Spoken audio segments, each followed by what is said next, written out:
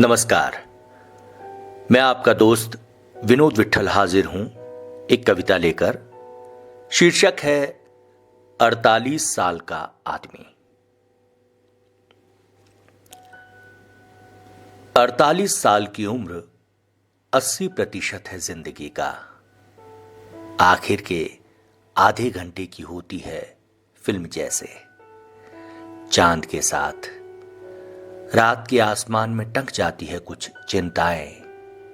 गीतों की जगह याद की डायरी में दर्ज हो जाती है कुछ गोलियां।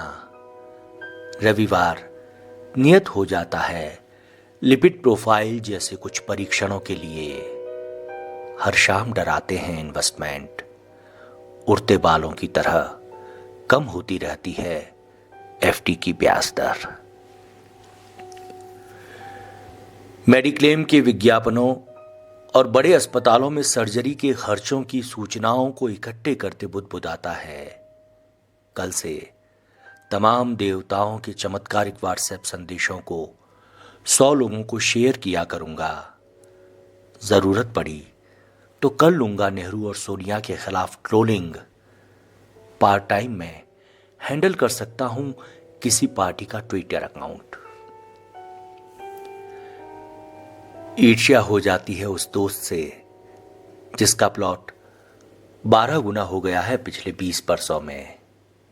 उस लड़की से भी जिसने प्रेम के एवज में एनआरआई चुना और अब इंस्टाग्राम पर अपनी इतनी सुंदर तस्वीरें डालती है गोया पैसे के फ्रिज में रखी जा सकती है देह तरोताजा बरसों बरस। उसे अपनी ही पुरानी तस्वीरें देखते हुए डर लगता है। मोटापा घिस देता है नाक नक्श। जिंदगी के थपेड़े उड़ा ले जाते हैं आत्मविश्वास। कभी जिस हौसले से होती थी पहचान वह खो चुका है तीसरी में साथ पड़ी दिव्या जैन की ब्लैक एंड व्हाइट फोटो की तरह। लगता है बाजारों की रौनकों और मन की बेरौनकों के बीच कोई सहसंबंध है।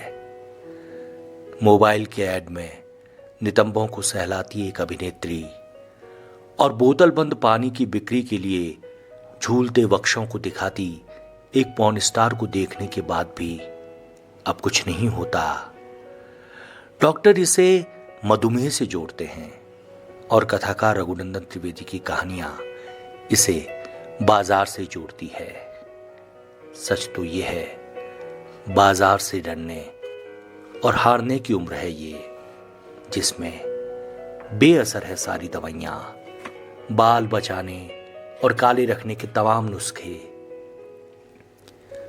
घुटनों के बढ़ते दर्द और दांतों की संख्या के कम होने के बीच झंझोरता रहता है व्हाट्सएप का ज्ञान। समझना मुश्किल होता है सही और गलत को। नहीं कहा जा सकता कौन किसे बेच रहा है। इलाज करने वाले बीमार हैं या बीमार इलाज कर रहे हैं।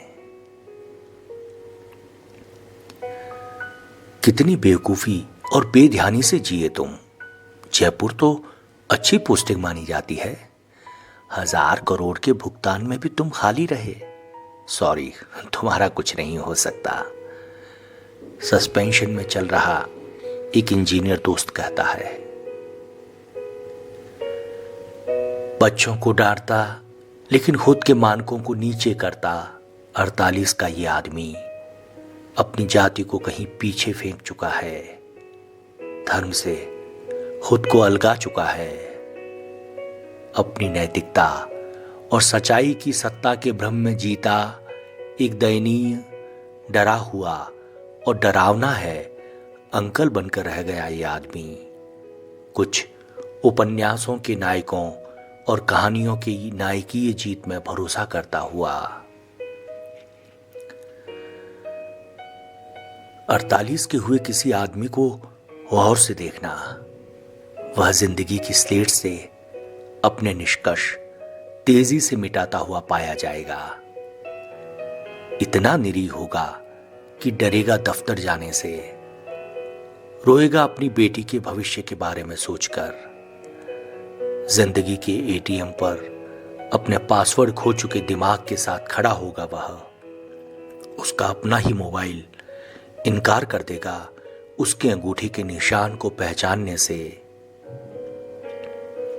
लेकिन आज भी टाइम्स ऑफ इंडिया के कबाड़ में पड़े किसी पेजर की तरह वह अपना नेटवर्क मिलते ही बीप करने के लिए तैयार है।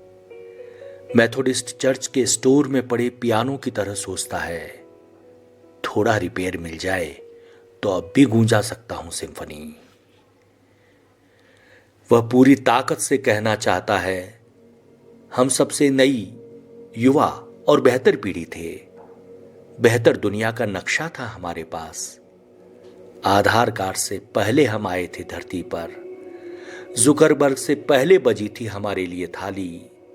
हम 48 साल बाद भले ही ऑब्सोलीट हो रहे हैं, पर सुनो हमें, जिंदगी की रिले रेस की झंडी हमसे ले लो। ये धरती फेसबुक का फर्जी अकाउंट नहीं है, जितनी मेरी है उससे ज्यादा तुम्हारी है। जितनी मेरी है उससे ज्यादा तुम्हारी है। 48 साल का आदमी।